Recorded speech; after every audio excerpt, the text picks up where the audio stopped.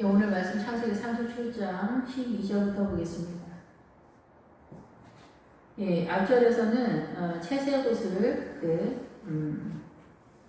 야곱이 그 아들을 위하여 채색옷을 지어 입혔다 그러는데, 이 채색옷은 사실상 구원의 옷을 말하는 옷이에요. 그래서 긴 옷이 손목까지 오고 발목까지 내려오는 긴 옷인데, 이것은 아버지 야곱을 통해서 요셉이 구원의 믿음이 생겼다라는 그런 뜻으로 아버지가 채색옷을 지어 입혔다 이렇게 선언을 하고 있다 이렇게 볼 수가 있습니다.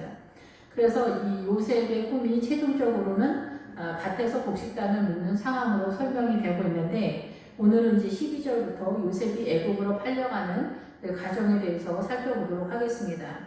예, 말씀은 우리가 요셉이 그 애굽으로 팔려가는 그 내용에 대해서 선언을 하고 있지만은, 우리가 믿음의 노선을 따라갈 때, 우리가 믿음이 성장되어져 갈 때, 우리가 생각하는 것보다 훨씬 더 이 구원의 길, 생명의 길을 굉장히 많이 헤맨다라고 이렇게 볼 수가 있습니다.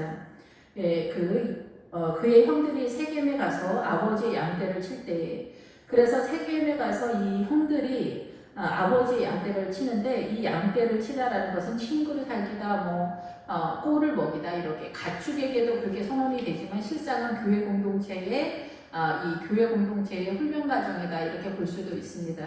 그리고 주님과 우리 사이에 연결되어지는 친구를 사귀다 이런 개념으로도 나타나게 됩니다. 그래서 지금 이제 그 형들은 아버지의 양떼를 치는 그런 상황이에요. 예, 그래서 아버지의 양떼를 치는 것은 믿음의 훈련을 하고 있는데 아버지에게 소속된 그런 상황이다 이렇게 볼 수가 있는데, 이 세겜에 가서 아버지의 양떼를 치고 있어요. 그래서 이 형들도 믿음의 그 길을 가고 있는 그런 상황인데, 이 세겜이라고 하는 것은 어깨에 짐을 놓다 이런 뜻이에요. 어깨에. 그래서 우리가 일을 하기 위해서 꼭두 새벽에 아침 일찍 일어나서 일을 하기 위한 장소. 그래서 이 세겜 땅은 우리가 이 세상 사단의 문화권에서 일을 하는 그것에 대한 개념과 그것을 대하는 우리의 자세다 이렇게도 볼 수가 있습니다. 그래서 이 그 세겜에 가서 아버지 양떼를 칠 때, 근데 이 세겜 땅은 세겜에서 그 야곱의 디나 사건이 발생했기 때문에 그 디나 사건을 통해서 여기서 하나님의 의를 발견하는 자리다라고도 볼 수가 있습니다. 디나 사건과 연결이 되었을 때는, 예, 그래서 양떼를 칠 때에 이스라엘이 야곱이 요셉에게 이르되 내 형들이 세겜에서 양을 치지 않느냐, 너를 그들에게로 보내리라. 그래서 형들과 함께 이 믿음을 훈련시키기 위해서 보내는 그런 상황이다 이렇게 볼 수가 있어요. 여기서는 양떼를 치는 것 같지만 우리가 교회 공동체의 목회자나 성도나 이 가정 속에서 전체적인 개념에서 봐야 돼요. 그래서 여기에서 믿음을 세워가는 그런 상황을 우리가 봐야 되죠. 그래서 여기에서 이스라엘이, 사실 야곱은, 이 이스라엘 1인 야곱이 이 요셉을 헤브론 골짜기로 보내고 있는 거예요, 사실은. 근데 이 헤브론은 어디냐면은 이 여호수아에 보면은 아모리족 속에 나오는 헤브론인데, 이 헤브론의 믿음이 뭐냐면은 연합하다, 하나가 되다, 부부가 되다. 그래서 그리스도의 신부의 믿음에 이른 사람을 헤브론이라고 이렇게 볼 수가 있죠. 이 헤브론에서 더 넘어가는 것이 예루살렘의 믿음이거든요. 예루살렘의 믿음은 샬롬의 생수가 흘러가는 장소가 예루살렘의 믿음을 선언하는 거예요. 그 뜻이 평화의 터라고도 하지만은, 그런데 이 헤브론 골짜기로 보낸 거예요. 원래 야곱은 이 요셉을 헤브론 골짜기로 보낸 거예요. 그래서 이 야곱의 의도는 뭐냐면은 형들에게 보낼 때 그 형들과 연합해서 그 믿음을 잘 세워가서 헤브론 골짜기로 올라가길 원했어요. 그러면서 이 헤브론에서 다윗도 그 왕의 즉위를 하게 되죠. 그래서 이 헤브론에서 7년 있다가 예루살렘으로 올라가거든요, 다윗도. 그래서 이 헤브론은 굉장히 예수 그리스도와 연합된 주님의 영과 함께 동행하는 자리가 본격적으로 펼쳐지는 자리가 이 헤브론이에요. 그래서 이 헤브론에 이르기 위해서는 골짜기, 언제든지 만나를 먹을 때나 하나님의 믿음을 세울 때 항상 골짜기가 나오고 우물이 나오는 건 뭐냐면은, 이 고난을 통해서 우물이 나올 때 생명수가 흘러간다 이런 뜻이거든요.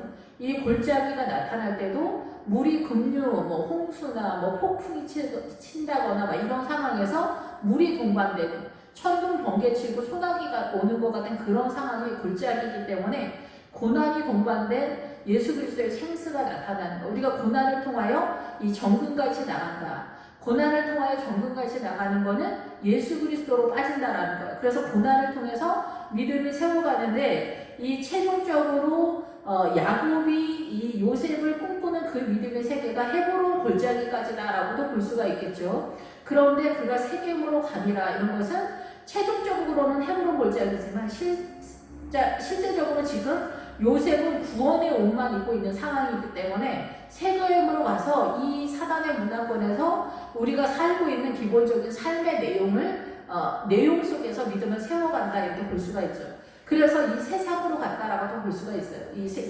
어깨에 짐을 지고 아침 일찍 일어나서 일을 하다 이런 뜻이기 때문에 그래서 그 형들을 찾아가는데 세겜 땅에 갔더니 그 형들이 없는 거예요. 어떤 사람이 그를 만난지 그가 들에서 방황하는지라. 여기 15절에 보면은 들에서는 세상을 말해요. 세상에서 이 사단의 문화권이 이 세상에서 방황하는지라.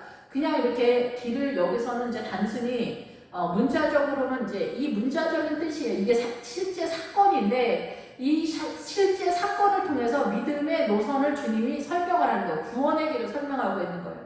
그 구원의 길에 이 사람들이 다 그렇게 믿음 속에서 그 각각의 믿음 속에서 이렇게 움직였다라는 건데 이렇게 움직인 이 내용의 믿음의 흐름이 뭐냐라는 거예요. 이 사람들은 지금 이 믿음의 내용을 알고 있어요. 근데 우리가 모르는 거예요. 우리가 그냥 단순히 애굽으로 요셉이 내려갔다 이런 식으로만 이해를 하고 있는데 그것이 아니라 애굽으로 내려간 이 요셉의 믿음의 흐름이 뭐냐 그것을 이해해야 된다라는 거죠. 그래서 이 사람이 들에서 방황하는지라 여기서 방황했다라는 것은 길을 잃었다라는 거예요. 그래서 형들의 믿음에까지도 지금 이 요셉은 이르지 못하고 있는 상황일 수 있어요. 구원의 믿음만 지금 달랑 믿고 있는 그런 상태예요. 형들은 지금 나가고 있는 거죠. 그런데 남다른 건 있어요. 형들의 믿음은 주의 영에 이끌린 건 아니지만은 나이는 어리지만은 이 요셉이 그 예수 그리스도의 영과 함께 움직이는 구원의 세력, 영에 민감한 부분이 있다라고 볼 수 있기 때문에 그렇습니다. 이게 출발선상이라고 하더라도 남다른 믿음의 센스를 갖고 있는 사람이 있어요. 하나님의 영에 의해서. 아는 사람만 알겠죠. 그래서 여기서 지금 세겜으로 가는 그 상황에서 헷갈리고 있는 거예요. 이 길을 잃고 있는 거예요. 이 믿음의 길을 어떻게 찾아가야 되냐라는 것에 있어서 그리고 지금 요셉은 17살이기 때문에 이 믿음의 세계에 대해서 이해하고 있는 수준이 전혀 없는 거예요. 하나님의 살아계심에 구원의 옷만 입고 있는 그런 상황이에요. 지난 시간에도 말씀드렸지만 마태복음 5장에 나오는 너를 고발하여 속옷을 달라 하는 이에게 겉옷까지 절하는 속옷이 바로 구원의 옷을 달라고 한다 이게. 고발을 하면서 목회자를 판단하고 정지하면서 그 목회자를 통해서만 흘러나오는 이 생명수를 통하여 구원의 옷을 입으면서 그 구원의 옷을 입게 되면 결국은 겉옷도 입게 되지만 그 겉옷의 내용이 어떻게 구원의 길이 흘러가는지 모르기 때문에 성도들은 이 목회자가 받아다가 하나님께 생명수를 받아다가 성도들에게 나누어주는 그런 시스템을 띠고 있기 때문에 이 고발하다라는 단어가 그 앞에 나오는 거예요. 그래서 고발하여 속옷을 달라는 자에게 구원의 옷을 달라고 하는 자에게 겉옷까지도 네가 주어라 라고 선언하고 있는데 여기서 지금 이 요셉이 그런 상황에서 출발하고 있는 입장이기 때문에 그렇습니다. 그래서 이 구원의 길에 있어서 당황하는 것, 길을 잃어버리고 비틀거리는 그런 상황이다. 그때 사람이 그에게 물어 이르되 내가 무엇을 찾느냐. 여기서 믿음의 사람들이 이제 등장하고 도와준다라고 볼 수가 있겠죠. 내가 무엇을 찾느냐. 어느 길을 가길 원하냐. 근데 지금 여기서 세겜 땅인데 형들을 찾는다 이렇게 선언을 하고 있는 거예요. 형들을 찾는데 형들이 양치는 곳을 내게 가르쳐 주소서라고 얘기하는 거예요. 형들이 양치는 곳을 찾아가려고 하는 거예요. 형들이 지금 어느 위치에서 믿음이 있느냐 거기 따라가는 거에 있어서도 지금 요셉이 이르지 못한다라고도 볼 수가 있어요. 그 노선을 17살이기 때문에 영에 있어서 구원의 옷을 입었지만은 이 형들도 12지파 속에 있기 때문에 이 형들은 아예 무지한 상태라고 볼 수 있는 건 아니에요. 이 형들이 지금 도단에 가 있기 때문에 그래요. 도단은 2개의 우물이다라는 뜻이에요. 그래서 이 형들도 나름 신앙의 길을 가고 있다라고 생각하고 있는 사람들 속에 있는 거예요. 12지파 속에 있기 때문에 에브라임, 므낫세 다 이런 베냐민 뭐 이 사람들 다 여기 있기 때문에 그렇습니다. 유다도 있고 루벤도 있기 때문에 그런 거죠. 그래서 형들이 있는 믿음의 위치를 따라가고 있는 그런 상태다라는 거. 구원의 옷을 입었지만은 이 노선을 따라가고 있는데 세겜 땅에서 도단에가 있는 거예요. 세겜 땅은 그러니까 세겜 땅은 이 요셉은 벌써 건너가는 도단에 가 있는 상황, 도단으로 이르는 상황인 거예요. 형들은 세겜에 있다가 도단으로 갔는데 요셉은 세겜은 빠지고 벌써 도단으로 가는 그런 상황인 거예요. 약간 여기서 당황해서 길을 잃긴 했지만 도단으로 가려고 하는 상황이에요. 그래서 이 세겜은 이 세상에서 우리가 세상의 짐에 대한 믿음의 정립을 말하는 거예요. 그래서 도피성이 나올 때, 여호수아에서 도피성이 나올 때는 이 세겜이 나오거든요. 이 세상에서 사는 자세를 우리가 받아들여야 된다는 거예요. 이 삶에 대해서, 이 사단의 문화권에서 우리가 일하는 것에 대해서 받아들이고 이 일 속에 하나님의 나라를 또 세워가는 것에 대해서 우리가 인식을 해야 된다는 거예요. 그래서 이 세상의 개념을 이해하고 넘어가고 있는 상황인 거죠. 그래서 이 요셉이 도단까지 따라가는 거예요. 형들의 길을 따라서 도단까지 따라가는 그런 상황이에요.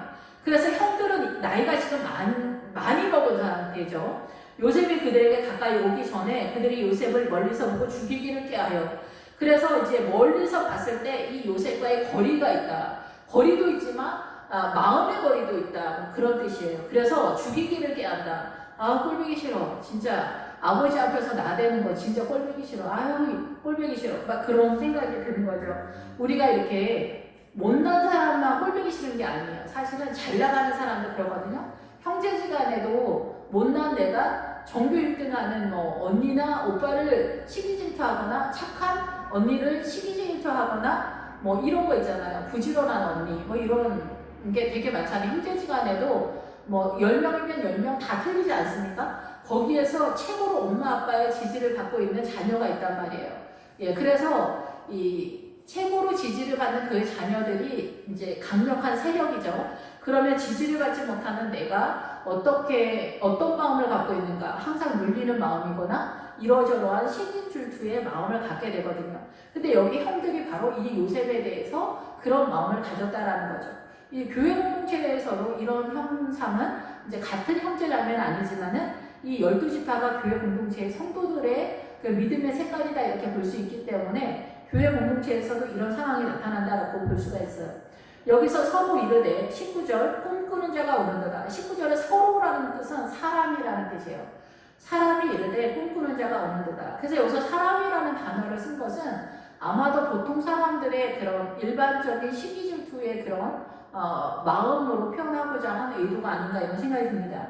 그래서 꿈꾸는 자가 오는도다 하는데 꿈꾸는 자 할 때 이 자가 바알이라는 뜻이에요. 그래서 바알이 나오면 통치권자다, 뭐 주권자다, 다스리다 이런 뜻이죠. 그래서 주인이다, 남편이다. 우리가 예수 그리스도의 신부의 길로 가고 있잖아요. 믿음의 사람들은. 근데 여기서 이제 바알이 나올 때는 사단을 말하는 거예요. 그래서 이 사단이 바알로 구약에 이제 선언이 되고 있는데 이 사단의 세력에 있어서 이 요셉이 사단의 세력이다. 뭐 이렇게 비아냥거리는 자라고 볼 수가 있어요. 꿈꾸는 자가 온다.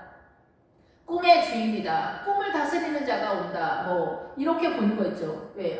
꿈대장이 오시네. 뭐 이렇게 생각할 수도 있다. 이렇게 볼 수가 있습니다. 예, 그런데 이 앞에서 13절에 보면은 이 이스라엘인 야곱이 요셉을 보낼 때 이 요셉이 내가 그리하겠나이다 라는 이 말이 무슨 뜻이냐면은 자 보라, 주목하여 보라 이런 뜻이거든요. 그래서 이 요셉이 지금 애굽으로 내려가는 이 요셉을 주목하라 이런 뜻인 것 같아요. 이 요셉이 지금 애굽으로 내려가서 총리가 되고 그 총리가 되면서 그 일련의 모든 가정 속에서 믿음이 어떻게 흘러가는지를 보라는 거예요. 자세히. 예, 지금까지는 이제 야곱으로 등장했지만은 이제 야곱의 믿음에서 요셉으로 흘러들어가는 이 시점에 주목해 보라는 거예요. 요셉을 주목해 보라는 거예요. 요셉이 총리가 되는 걸 주목하라는 게 아니에요. 요셉이 뭐 출세를 해서 성공한 얘기를 하는 게 아니에요. 이건 성경이기 때문에 생명에 대한 이야기를 하는 거예요. 그래서 구원의 노선이 어떻게 흘러가는지를 보라는 거예요.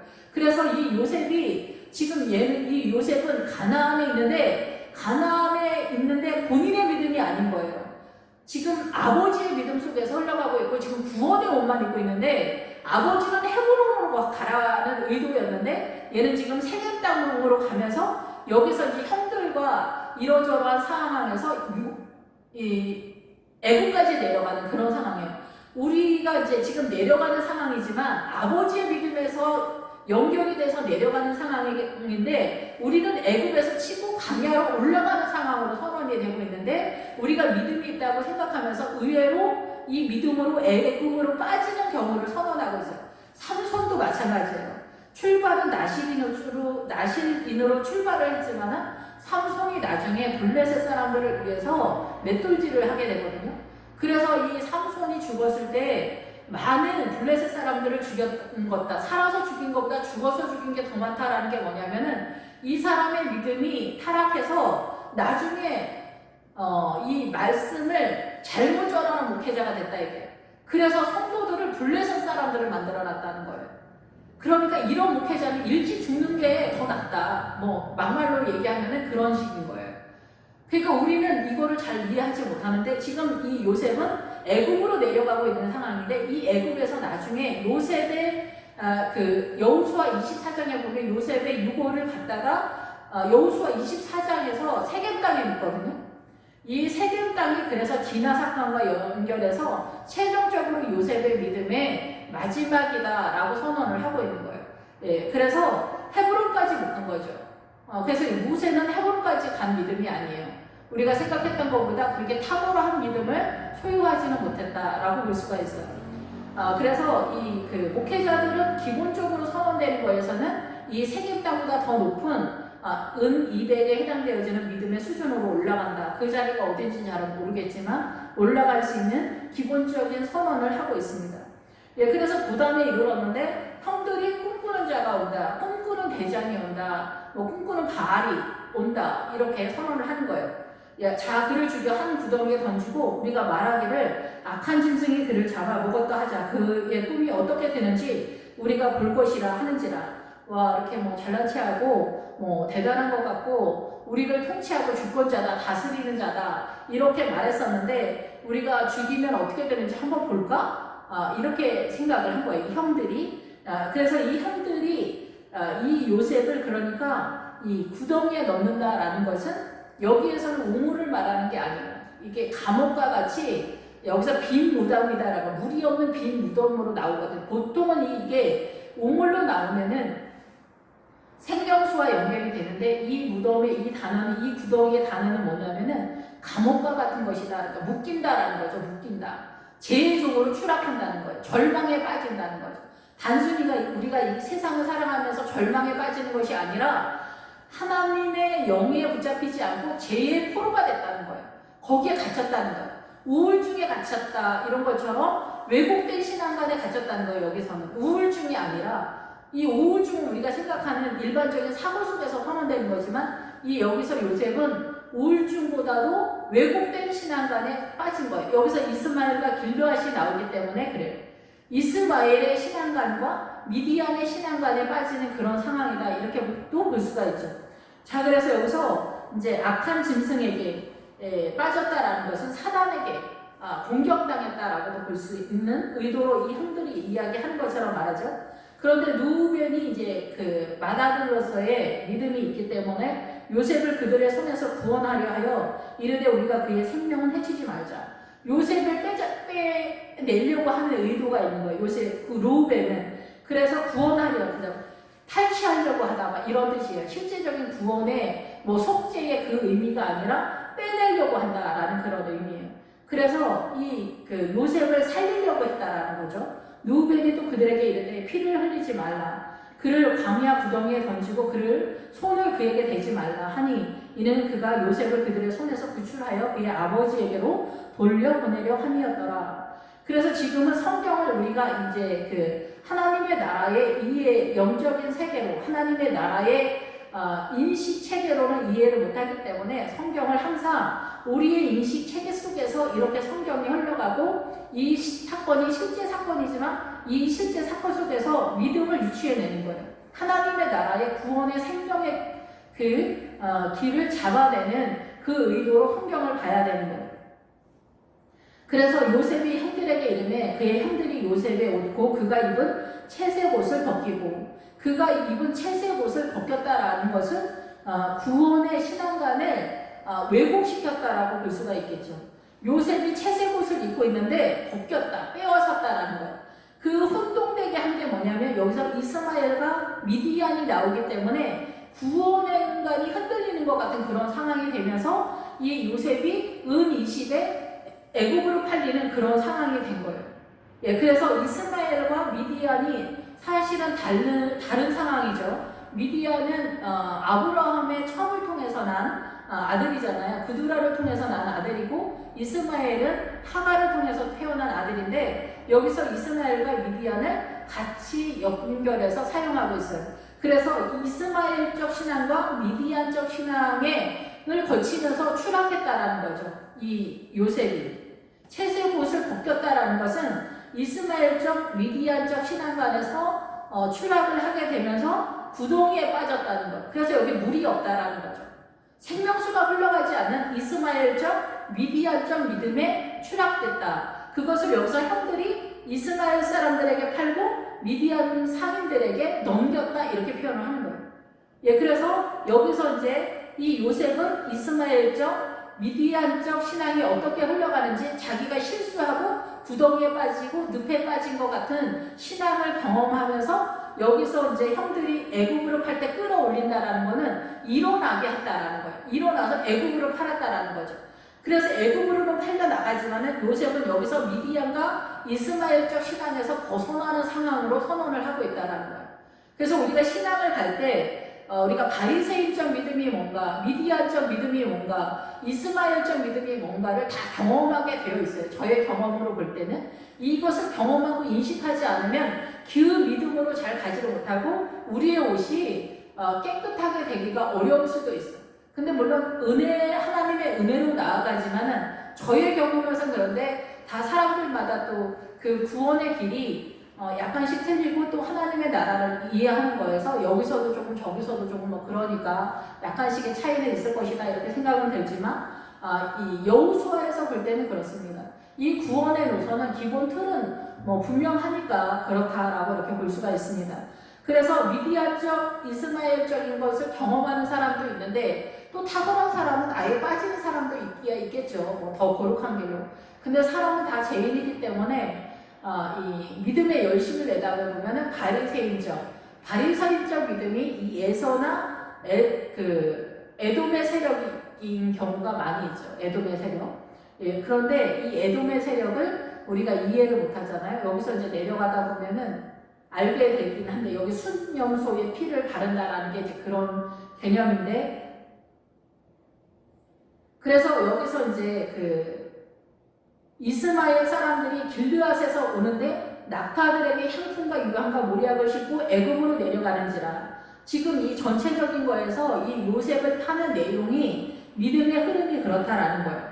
그래서 이스마엘 사람들이 나타나는데 길르앗에서 온다. 예, 길르앗에서 오는 거는 이 돌무더기라는 뜻이고 증거의 무더기다 이런 뜻이에요. 그래서 이 길르앗은 돌이 많다라는 뜻이기 때문에 이 신앙 경험이 많다라는 거예요. 신앙 경험이 많아. 그래서 신앙 경험이 많은데 이스마엘 사람들이 신앙 경험은 많아. 이스라엘 사람들도 크리스찬이니까. 그런데 이 이스라엘 사람들이 길르앗에서 오는데 이 이스마엘적 믿음의 사람들이 교회에 있단 말이에요. 신앙의 경험은 많은데 신앙에 순종해가는 그 믿음의 내용이 자기 위주야. 그거 있죠. 믿음은 분명한 것 같은데 신앙의 경험은 있어. 근데 이 사고관이 자기 위주야. 성경에 대한 말씀을 깨닫는 게 별로 없어서 자기 위주로 신앙생활을 하는 거예요. 하나님을 그렇게 자기식으로 이해하는 거예요. 어떻게 보면 많은 사람들이 이렇게 한다라고 볼 수가 있는데 여기서 이스마엘 사람들이 오는데 낙타에다가 오는 거예요. 낙타가 나오면 미디안의 세력을 말하는데 이스마엘하고 미디안하고 지금 같이 쓰는 거예요. 이스마엘이 하갈의 아들이기 때문에 애국적이라는 거예요. 근데 이 미디안의 세력은 우리가 이제 착한 척이면서 선을 위해서 움직일 때 다투다, 논쟁하다, 이런 뜻이거든요. 미디안은. 그러니까 그래서 이 미디안은 좋은 의도에서도 나와요. 약간 믿음의 길을 가다 보면은 미디안이 요단강 바로 전에 진치고 있는 거거든요. 그래서 영적으로 살려고 하는데 영에 의해서는 움직이지 않는 사람. 여기서 물 없는 구덩이라고 했잖아요. 물이 없는 구덩이가 이 미디안이에요. 보기 인간의 눈으로 보기에는 구별이 안 되는데 이 미디안이 나오면 낙타가 나타나는데 이 이스마엘과 낙타가 같이 나오는 거예요. 그래서 낙타가 나타나는 거예요. 그래서 여기 낙타 등에 향품과 유향과 모략을 싣고 애굽으로 내려가는 거예요. 이스마엘도 애국적 신앙이고 그러니까 미디안도 애국적 신앙이다. 결국은 미디안이 최고의 믿음처럼 보이기도 하고 이스라엘도 그 하나님의 자녀인데 하갈 소속인 거예요. 애국 소속이다 이거예요. 교회를 다니는데 애국 소속인 거예요. 교회를 다니는데 최고의 믿음인 것 같고 엄청 착하고 선량하고 의를 따라가는 것 같은데 미디안적 소속인 거예요. 최고의 의를 늘 가끔 말씀을 드리지만은 가나안의 일곱 족속에 아모리 족속이 있는데 아모리 족속이 예루살렘 터를 쓰는 거예요. 예루살렘을 쓰는 거예요. 우리가 예루살렘을 쓰잖아요. 새 예루살렘을 쓰잖아요. 근데 사방도 예루살렘을 쓴단 말이에요. 그래서 착한 것 같은. 그래서 늘 계속 반복을 하지만은 선악과를 따먹었을 때 우리가 이 선악과를 먹고 이 사단의 통치권으로 돌아왔는데 사단의 통치권의 내용이 선과 악으로 다스린다는 거예요. 우리 인간이 볼 때. 우린 구별이 안 돼요. 그래서 선과 악으로 다스리는데 우리는 이 사단의 문화권에서 선의 모양이 선이고 악의 모양이 악이라고 생각해요. 우리의 인식체계 속에서. 근데 그게 아닌 거예요. 사단의 통치권이 선의 모양도 있고 악의 모양도 있고 둘 다 사용하고 있는 건데 우리는 하나님의 나라, 예수님의 의의 개념으로 나가는 거예요. 그래서 이 사단의 통치권은 의의 개념을 다르게 써요. 100년 전에 일제시대 때의 그 죄를 영원히 용서하지 못한다. 이런 식의 의의 개념이.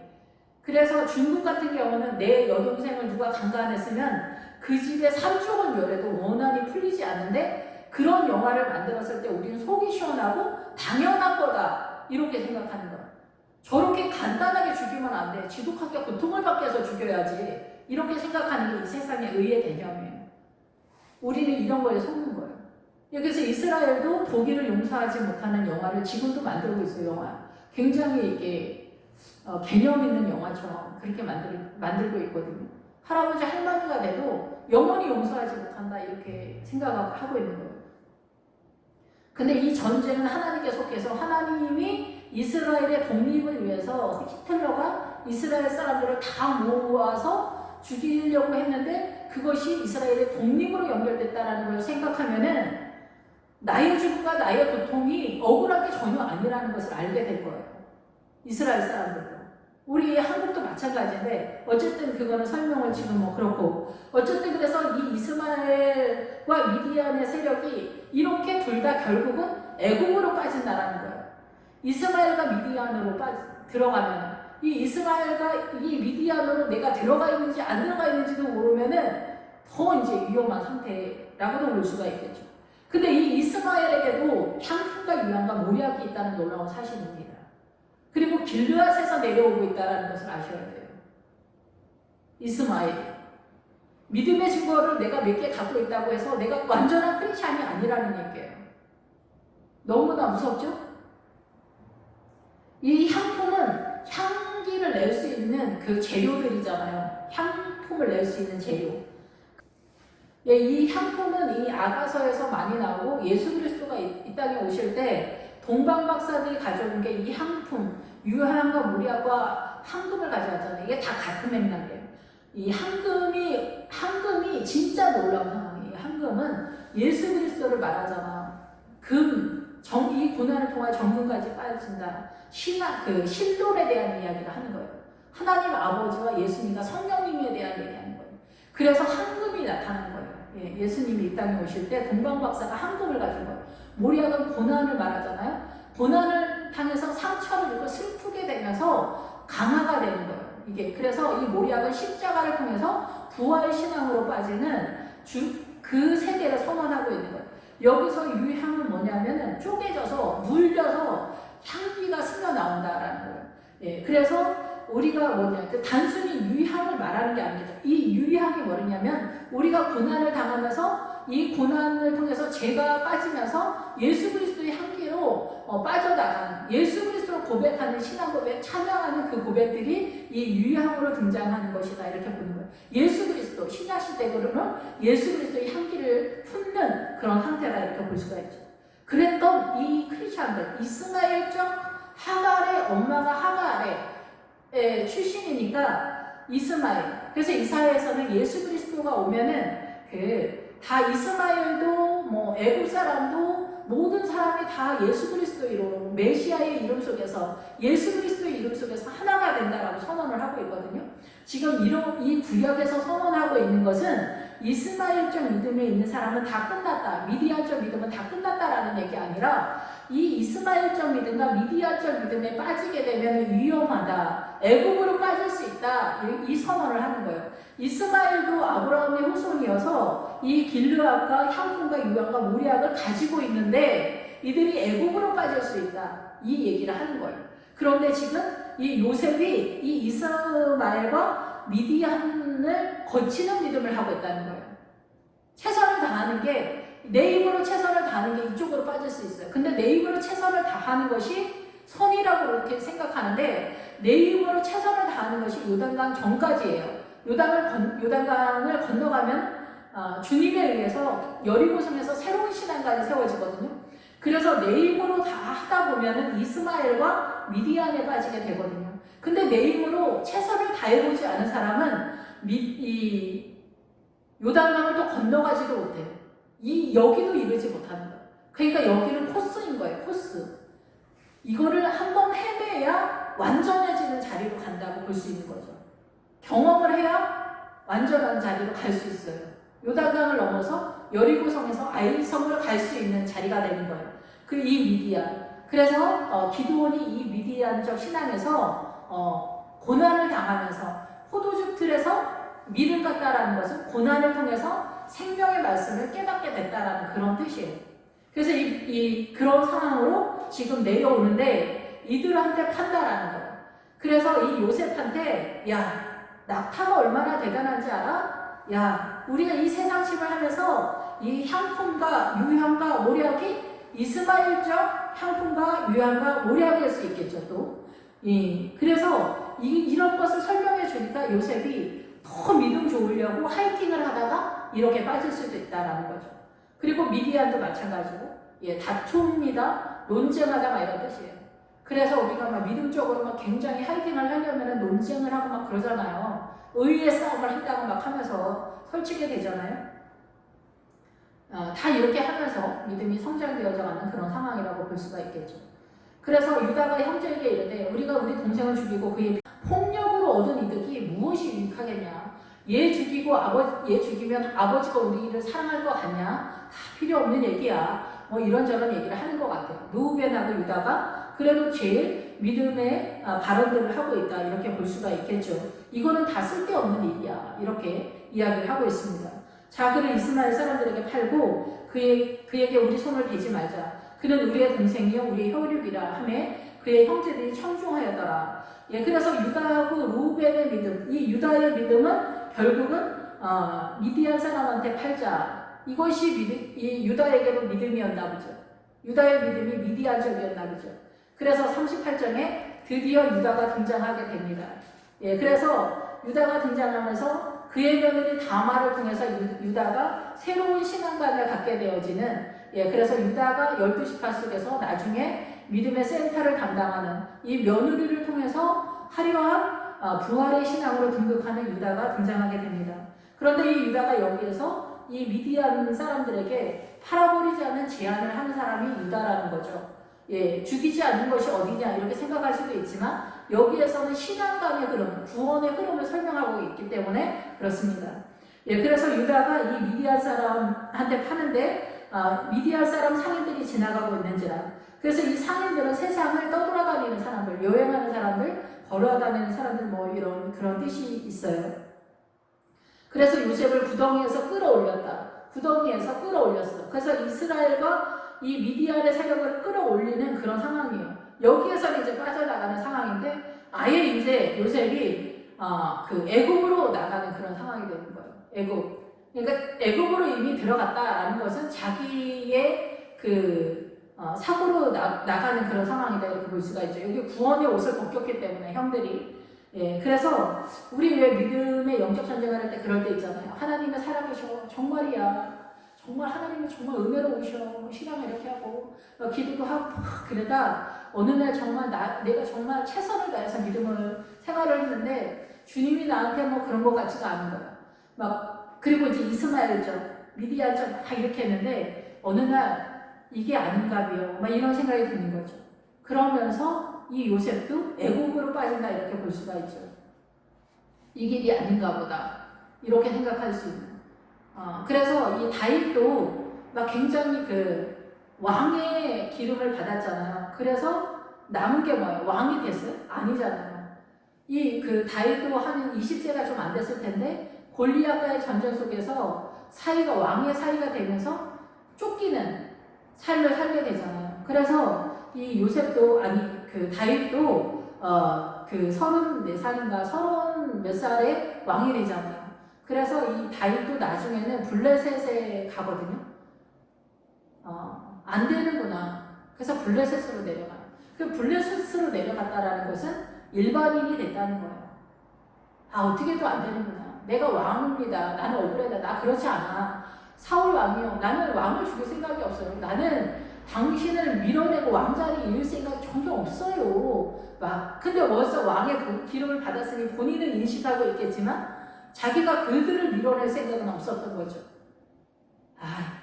지금까지 내가 헛꿈을 꿨나 봐. 그래서 다윗은 블레셋으로 내려가는 거예요. 그래서 미친 척을 하면서 사람들이 다윗이야 이렇게 했는데도 아니에요, 나 미친놈이에요. 아니에요, 나 아무것도 아니에요. 나 바보예요. 그런 얘기를 하는 거예요. 요셉도 바로 그런 일들을 겪게 되는 거죠. 그래서 은 20에 이 미디안과 이스마엘적 신앙은 아니구나를 아는 거예요. 그러면서 요셉은 애굽으로 내려가는 그런 상황이 되는 거예요. 그러면서 은 20에 팔리는 거예요. 요셉이. 은 20 정도 되는 믿음이다 이게. 은 20대는 믿음. 레위인들은 태어나면서부터 은 3개, 5개를 가지고 태어나요. 이 은은 구원관을 말하거든요. 구원관이니까 구원의 실력. 은은 열망하다라는 뜻이에요. 그래서 20세가 됐을 때, 이런 상황이에요. 20. 그러니까 하나님의 나라의 구원의 옷을 입은 것 같은 그런 상황이에요. 지금 여기서 수준은 올라가지 않았지만은 이 요셉은 미디안과 이스마엘을 거쳤기 때문에 형들 속에서 많은 고난을 겪었기 때문에 수준은 지금 20밖에 안 됐지만 상당 부분 많은 것들을 경험해서 단단한 데로 가기 위해서 지금 헤매고 있는 그런 상황이다 이렇게 볼 수가 있어요. 예, 우리가 원하는 거는 총리의 자리만 원하지만은 지금 총리가 중요한 게 아니니까요. 예, 그래서 은 20에 팔리는 거예요. 이 은 20은 지금 요셉이 갖고 있는 그런 상황인 거예요. 이 은 타령을 왜 하냐면은 아가서에서 솔로몬의 포도원을 지키는 자에게 은 200을 주겠다 이렇게 얘기하거든요. 은 200. 예, 그리고 나시린으로 50세까지 하나님의 성전을 섬기는 자들에게 은 50을 준다래요. 예, 그런데 이 목회자에게는 200을 주겠다라는 거죠. 근데 이 200으로 올라가는 게 굉장한 높이에요. 아무나 오는 게 아니에요. 은 100이 이 세상의 의와 하나님의 의를 구별하는 수준이기 때문에 은 200은 어떻게 되겠어요? 은 200이 얼마나 더 높겠어요? 아브라함의 믿음은 은 400에 막벨락으로 샀기 때문에 은 400이에요. 보통 목회자 2배예요. 보통 목회자들이 다 이 은 200을 갖냐? 천만의 말씀이죠. 우리가 이 세상에 선악과를 따먹고 이 세상에 선악과 악의 세력이 있다. 이거 아니라고 말씀을 드렸죠.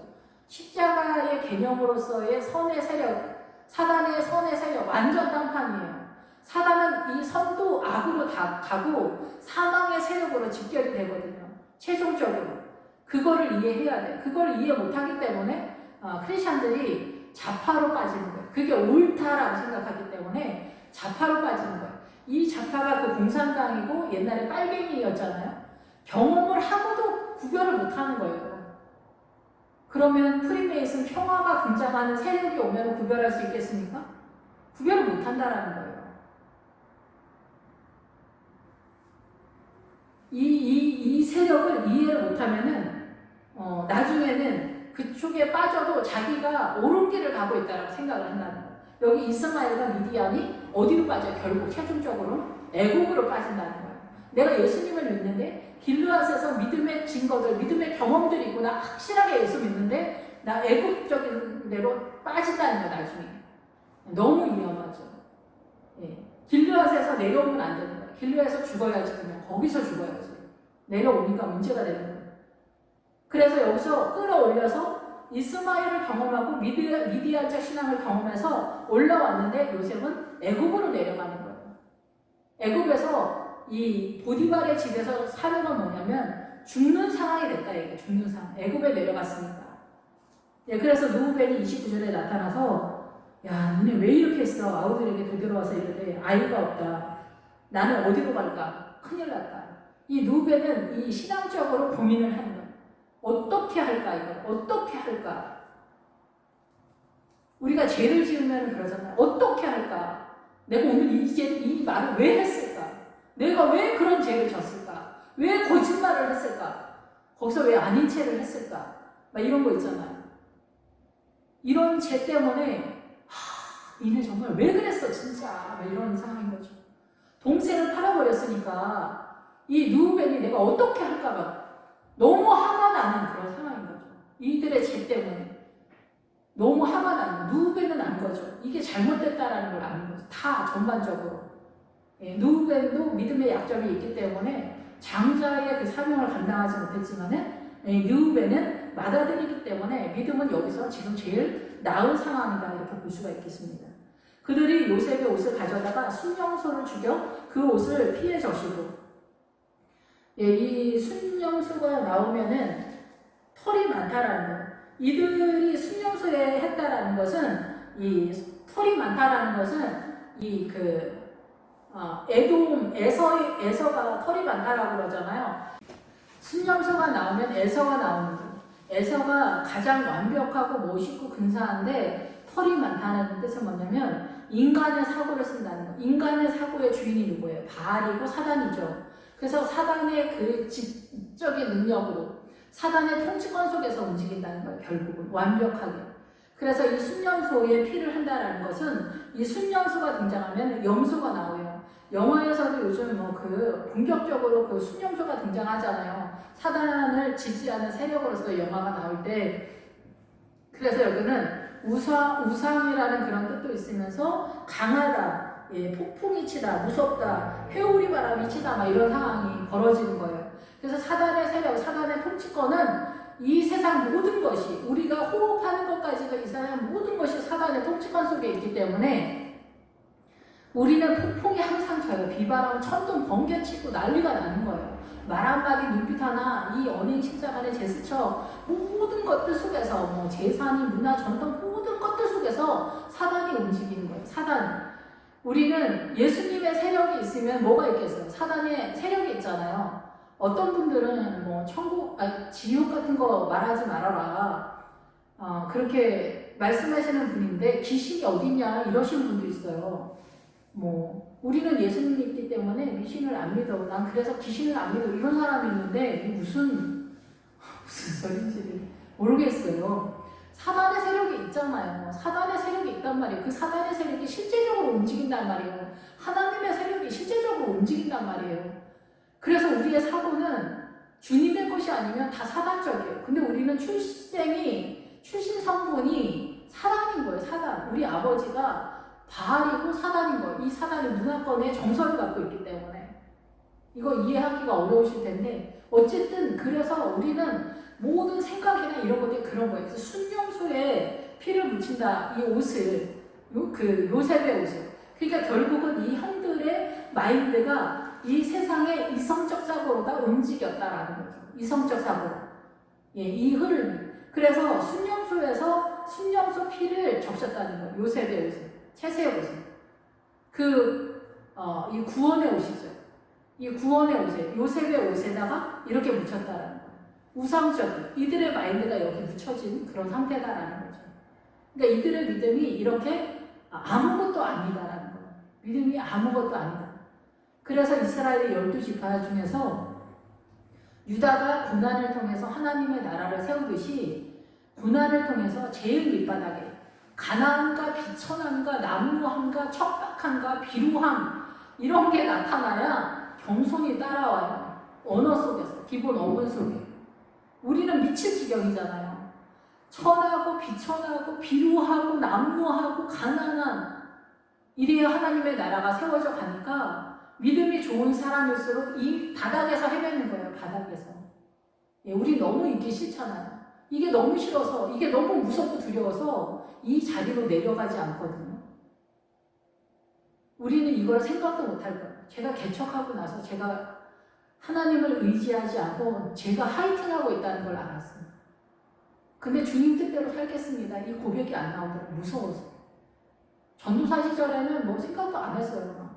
이리 뛰고 저리 뛰고 뭐 저 혼자 나대느냐고 막 그게 열심을 내고 막 뛰어다니는 게 최고의 믿음이라고 생각을 했기 때문에 주님을 의지하는 게 뭔지 몰랐어요.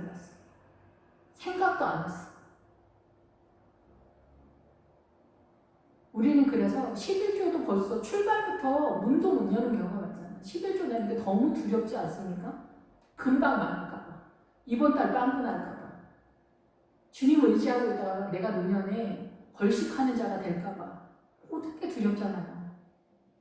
그러니까 우리는 이 사고, 이 사단한테 속고 있는 이 인간적인 사고 속에서 사는 거예요.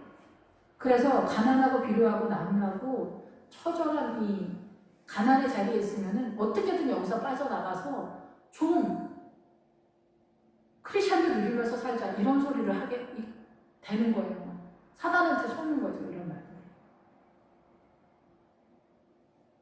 속는 걸 알아야 되는데 그게 잘 안 되는 거예요. 고통이 있으면 죽을 것 같으니까. 주님을 믿는 게 우리 안에서 전쟁이잖아요. 전쟁. 그래서 형들이 이렇게 행동했다는 거예요. 순념소 같은 행동을 했다는 거예요. 동생한테.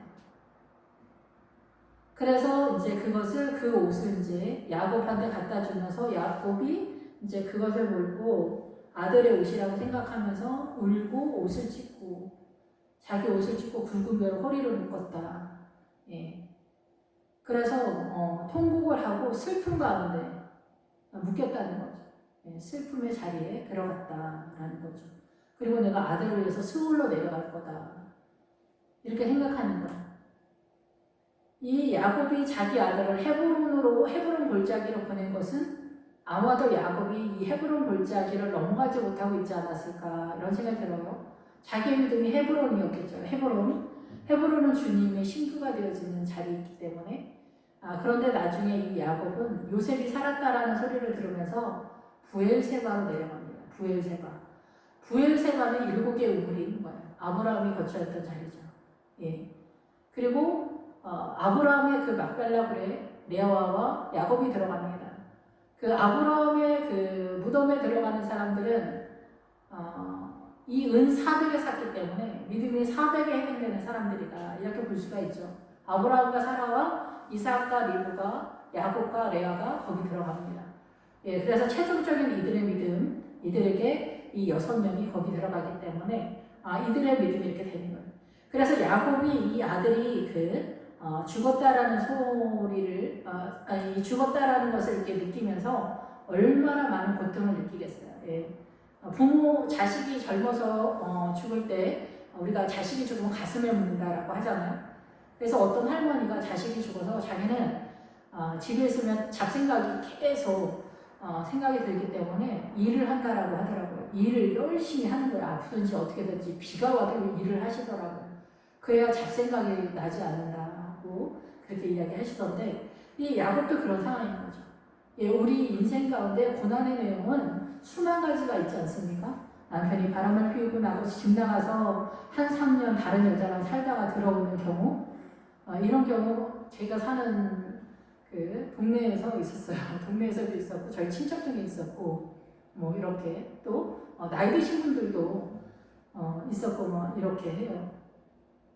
근데 이제 3년이 이제 기본적으로 젊어서 바람 피우는 사람들이 3년 살다가 이제 돌아오는 경우가 많은데, 어쨌든 뭐 더 계속 하는 사람들도 있지만, 어쨌든 그래서 이제 36절에 미디안 사람들은 그를 애굽에서 바로의 신하 친위 대장 보디발에게 팔았다라는 거예요. 그 미디안 사람. 그러니까 믿음을 이 요셉이 최고의 믿음으로 나아가기 위해서 정말 선하고 아름다운 사람이 되려고 노력을 한 거예요. 의의 싸움을 위해서 전쟁을 하고 논쟁을 하고 난리를 피운 거예요. 근데 거기서 끌어올려서 애국으로 팔린 거예요. 결국 미디안적 신앙이. 예. 그래서 이 미디안적 신앙에서 이제 애국으로 팔려서 애국에서 다시 시작하는 거예요. 이 미디안은 이제 아무것도 아니니까 알았죠, 이제. 미디안 신앙이 뭔지 알았죠, 이제. 이스마엘적 신앙이 뭔지 알았죠, 이제. 그랬으니까 이제 헤매진 않겠죠. 그런 상황에서 이 신하, 바로의 신하, 그 창세기 27장인가 보면은 그 아비멜렉의 군대 장관 비골이 나타납니다. 그 블레셋에 있어서 사단의 왕, 거기도 아비멜렉이 이제 사단을 말하는데 그 비골이 군대 장관인데 입이라는 뜻이에요. 그래서 이 입을 다스리는 장관이다 이게요. 죽고 사는 권세가 이 입에 있잖아요. 입을 다스리는 이 비골 장군이 떠나갔다는 거야. 아비멜렉과 비골 장군이 떠나갔다는 거야. 아브라함에게서. 그렇게 입의 문제가 해결이 됐다는 것은 이 하나님의 나라가 채워졌다라는 거죠. 인식 체계가. 그냥 입만 조용히 있는다고 되는 얘기가 아니니까요. 근데 여기에서 그런 분위기에서 바로의 신하 친위 대장이다 이게. 바로의 신하 친위 대장. 보디발에 팔렸다. 바로는 애굽의 파라오잖아요. 애굽의 왕이잖아요. 그래서 사단의 왕의 신하, 그 아비멜렉의 군대 장관 같이 친위 대장인 거예요. 그래서 이 친위 대장은 도살하다 죽이다 이런 뜻을 가지고 있습니다. 도살하다 죽이다. 신하라는 이 뜻은 뭐냐면은 환관이다, 거세하다 이런 뜻이에요. 그래서 신하, 바로의 신하인데 환관인데 관리자이기도 하면서 대장이면서 그 거세하다라는 뜻이 있기 때문에 여기는 생명이 자라나지 못한다라는, 생명이 이어져 나가지 못한다. 사단의 통치권 속에 있기 때문에 생명이 살아나지 못한다는 거예요. 생명의 세력은 내가 곧 길이요 진리요 생명이다. 예수 그리스도로만 생명이라는 뜻이죠. 여기서도 마찬가지로 예수 그리스도의 세력, 믿음의 노선을 타지 않으면, 믿음의 계보를 타지 않으면 구약에서는 믿음을 갖지 못했으면 생명을 얻지 못한 거죠. 구약이나 신약이나 뭐 상황은 똑같으니까. 그래서 여기서 이 바로의 신하, 여기에서 신하가 그 신하인데 여기서 이 여자의 방을 특별히, 여기 뜻에 특별히 무슨 뜻이냐면 여자들의 방을 관리한다 이런 뜻이 있어요. 여자들의 방을. 그래서 여자들을 관리하는 넷인가? 이렇게 생각할 수 있는데, 우리가 선악과를 따먹고 나서 죄가 들어오면서 남자와 여자가 서로 마주보면서 창세기 2장에 가면은 이 여자를 돕는 배필이다 할 때 이 배필이라는 뜻이 맞은편에서 도와주는 사람이라는 뜻이거든요. 그래서 여자와 남자가 맞은편에서 도와주는. 그래서 원래는 여자가 지도자라는 뜻이에요. 원래 여자가 지도자라는 뜻이에요. 그래서 사라가, 아브라함은 아버지라는 뜻인데 사라는 통치자라는 뜻이에요. 여자 통치자라는 뜻이에요. 그런데 이 죄가 들어오면서, 선악과를 먹으면서 죄가 들어오면서 여자가 자천이 되는 거예요. 그래서 남자 수하에 들어가면서, 남자가 원래 대장의 그 권한이 있는 게 아닌데 여자가 밑으로 들어갔는데 이 사람이 권한이 아니고 여자가 맞은편에서 돕는 자니까 여기가 리더십인 거죠. 여자가 리더십인데 우리가 생각하는 주종의 관계 속에서의 리더십이 아니라 이 사단의 문화권에서는 다 주종의 관계 속에서의 리더십인데, 하나님의 나라에서는 이 여자가 리더십이 뭐냐면은 생명의 간장을 한다 이게. 하나님에게서 생명을 끌어오는 자로서의 여자라는 거. 그래서 하와가 생명이라는 뜻이고 희족속도 생명이라는 뜻이고 생명의 초소라는 뜻인데 하와와 같은 기본어구로 쓰고 있어요. 그런데 죄가 들어오니까 이 여자를 밑으로 넣었단 말이에요. 그러니까 여기는 생명을 관장하는 자리는 아니고 사명이 틀린 거예요. 남자는 세상을 다스리잖아요. 원래 창세기에서 제가 들어오기 전에 너는 생육하고 번성하라 그러잖아요. 남자들한테. 그래서 남자들은 세상을 다스리고 여자는 남편을 다스린다. 우리가 이제 일반 세상 말로도 그렇게 말하잖아요. 근데 성경이 정말 그래요. 그래서 남자들은 세상을 다스리고 여자는 하나님에게서 생명수를 끌어다가 이 집안의 남편이나 자녀들에게서 맛있게 하면서 생명을 상속시키는 그 작업을 하는 거예요. 이게 주종의 관계로서의 주권을 잡는 거나 통치권이 아니라 이 사명이 틀린 거예요. 그런데 이 여자를 수화하는 거는 더 중요하기 때문에 이 여자를 제가 들여면서 밑으로 놓으니까 남편이 대장이 되는 거예요. 이 사단의 문화관에서 양반 쌍놈이 되는 거예요. 그래서 흑인, 백인, 동양인, 아시안 이런 것도 다 우리가 양반 쌍놈 마인드로 보잖아요. 이게 다 사단의 이 마인드 속에서 나오는 거거든요. 그러니까 이 남편들이 사단의 마인드에서 여자들을 눌러버리니까 생명이 올라오지 못하게 하는 거예요. 그래서 우리가 출애굽기 1장에서도 나일강에 남자들만 던져라가 뭐냐면은 이 남자들만 나일강 사단의 사망의 물줄기를 넣어주면 이 남자들이 대장이잖아요. 집집마다 다 왕이잖아요. 그러니까 이 사단의 왕이 여자들을 이 집안을 가장 잔인하고 사납게 통치를 하게 되는 거예요. 그러다 보니까 이 여자들도 이 선악과를 먹어서 지금 죄의 종 속에 있기 때문에 이게 어떻게 돌아가는지 몰라요. 지금 여기서 남편 밑에서 살아남기도 바빠. 조선시대는 더 말도 할 수 없고 지금도 인도나 무슬림 쪽은 다 조선시대 그 이상이잖아요. 부인이 4명까지 가능하잖아요. 예, 그래서 여담으로 우리가 20대 때 20대 여자, 40대 때 20대 여자, 50대 때 20대 여자, 70, 80대 때 20대 여자를 계속 구하는 거예요. 그래서 남편은 항상 젊은 여자를 데리고 산다는 거예요. 그래서 이렇게 되기 때문에 여기서 남편한테 조금만 잘못되면 그 자녀도 늙어가는 내 입장에서 남편한테 사랑 대접받기도 어려운데 여기서 말대꾸를 한다? 있을 수가 없는 거죠. 그리고 여기에서 척도 들고 남편이 왕인데 여기서 끽소리를 어떻게 합니까? 그러니까 옛날에는 정말 사람이 아니었죠. 십자가가 오면서 이게 죄라는 게 들통이 난 거예요. 그러니까 복음이 지나가는 나라는 다 일부 일처자가 되는 거거든요. 어쨌든 좀 옆으로 너무 많이 가는데 어쨌든 신하라는 뜻이 여자들 방을 관리한다는 거예요. 그래서 이 애국에 있는 친위 대장 이 보디발이 이 사단의 문화권 전 세계 모든 문화권에서 여자들을 밑으로 넣는 작업을 한다라는 거예요. 밑으로 넣는다. 문화 속에서. 그래서 세상의 모든 문화 속에 여자들이 남편이 대장들이고 여자들은 다 밑이잖아요. 유럽에도 옛날에는 다 50, 60, 70대신 할아버지 된 아저씨들이 10몇 살 된 부인들을 넣었잖아요. 이게 다 죄라는 거죠. 이게 다 죄인데 지금 이 복음이 다 흘러가다 보니까 이제는 그게 다 누가 봐도 죄다라는 것들에 대해서 우리가 다 인식하게 됐기 때문에 이제는 사단이 공산주의를 들고 나온 거예요. 양반 쌍놈이 있을 때 복음이 들어오기 전에 양반 쌍놈이 귀족과 양반이 있거나 노예가 있거나 이럴 때 사람들이 이게 문제라고 생각 못했어요. 근데 복음이 들어오니까 이게 죄라는 걸 알게 됐어요. 그러니까 사단이 또 전략적으로 공산주의를 딱 펼치면서 평등을 들고 나오는 거예요. 그래서 노예들이 모습들이 귀족이 되는 그런 공산주의, 평등한 세상, 평등하게 먹고 살자. 누구나 균등하게 말이 되게 좋잖아요. 이게 양반 쌍놈이 있었던 시대에 이게 지금 이제 이게 끝나는 지점에 여기 딱 부딪혀가지고 평등을 들고 나오니까 개혁이고 혁신이고 진짜 서프라이즈한 폭탄 터지는 이념적 사고가 발생하게 되는 거죠. 진짜 어마어마한 사건이 되는 거죠.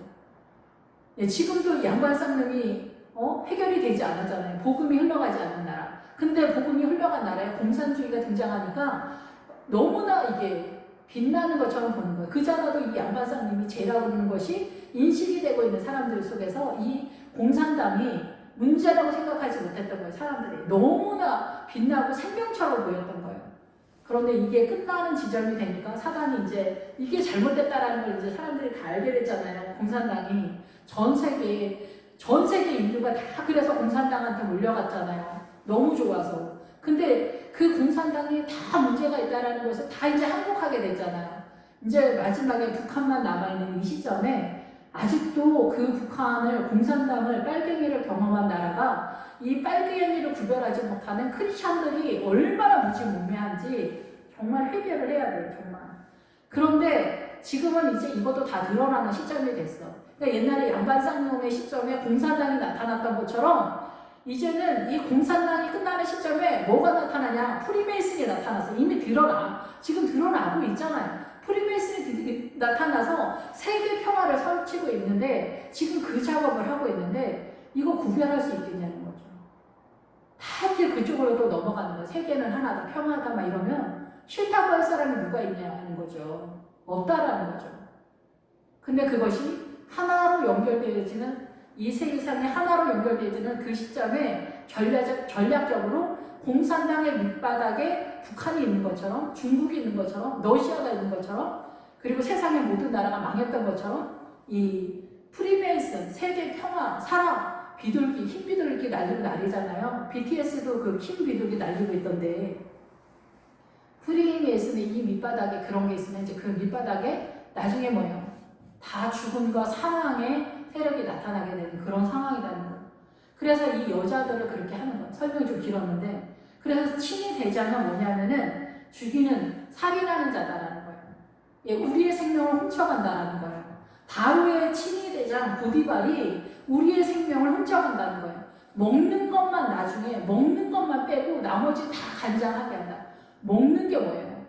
먹는 게 뭐예요? 말씀이잖아요. 예수적인 말씀이잖아요. 보디발에 먹는 게 뭐예요? 세상이잖아요. 이 세상의 문화, 전통, 모든 생각, 나일강의 물줄기가 이 사망의 물줄기인 거예요. 이 세상의 모든 것이 사망인 거예요. 그것을 바로의 친위대장 보디발이 하는 거예요. 이 요셉이 이 집에 간 거예요. 이 집에 가게 된 거예요. 사망의 물줄기를 알게 되는 거예요.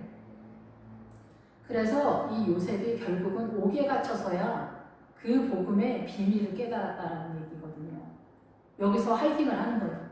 미디안의 어떤 세력이 나타나는 거죠. 그래서 먹는 것 빼고 다 자라는 거예요. 이게 먹는 거. 영적인 말씀과 이 사단의 말씀. 여기서 이제 문제가 발생하는 거예요. 이 보디발의 부인이 무엇일까? 보디발의 부인하고 그 에스더 하만의 부인하고 똑같은 맥락이죠. 똑같은 맥락. 예. 이 세상에서 우리를 죽이는 이 문화 전통. 그래서 우리는 가만히 있어도 우리 사고 속에서 이 문화 전통 속에서 사단한테 다 묶여져 있어요. 아무 생각하지 않아도. 우울증에 걸리지 않아도 남자는 하늘이고 여자는 땅이다. 이것도 다 묶인 거예요. 자유하지 못하는 거죠. 이게. 이 남자 여자 얘기는 진짜 할 얘기가 너무 많죠. 우리가 너무 이해를 못하기 때문에 출발부터 하면 진짜 한 3박 4일 해야 될 것 같은 그런 내용이죠. 너무 많아요. 이렇게 했을 때 이렇게 저렇게 예를 들어 우리가 잘 못하기 때문에 그리고 우리는 다 죄인이기 때문에 이 사단의 문화권 속에서도 어느 정도 또 그 방법으로 그 행동으로 하면서 들어가야 되는 그런 것들도 있기 때문에 어렵습니다. 어쨌든 그래서 이 요셉은 애굽까지 내려갔어요. 이스마엘과 미디아를 거쳐서 애굽까지 내려가는 그리고 애굽의 그 보디발 그 바로의 통치권 밑에 있는 보디발의 상황에서 그 살인의 사건이 나타나는 이 보디발의 세력에서 붙잡혀 있는 상황이다 이렇게 볼 수가 있습니다. 기도하겠습니다. 할렐루야 주님 감사합니다. 우리가 정말 믿음의 길을 잘 간다고 생각하면서 미디안의 세력에서 안주하고 행복해하고 있지는 않는지 나는 정말 착하게 살아 정말 나는 최선을 다하고 있어 이렇게 생각을 하거나 이스마엘의 믿음에서 속고 있지는 않는지 이러한 것들이 위험한 것은 애굽으로 내려가기 때문에 그렇습니다. 구원의 옷을 단단히 입고 하나님의 은혜 가운데 헤매지 않기는 어려운 것 같습니다. 왜냐하면 우리는 사단의 문화권에 있고 주님의 은혜가 아니면 일도 하나님의 나라를 알지 못하기 때문에 그렇습니다. 이러저러한 방황과 비틀거림과 길을 잃어버림 속에서 오직 주님께서 우리를 사랑하시는 그 길을 나아감에 있어 주님 우리를 이끌어 주시고 오직 예수 그리스도로만 호흡할 수 있도록 주님 축복해 주시길 원합니다. 감사드립니다. 예수 그리스도 이름으로 기도했습니다. 아멘.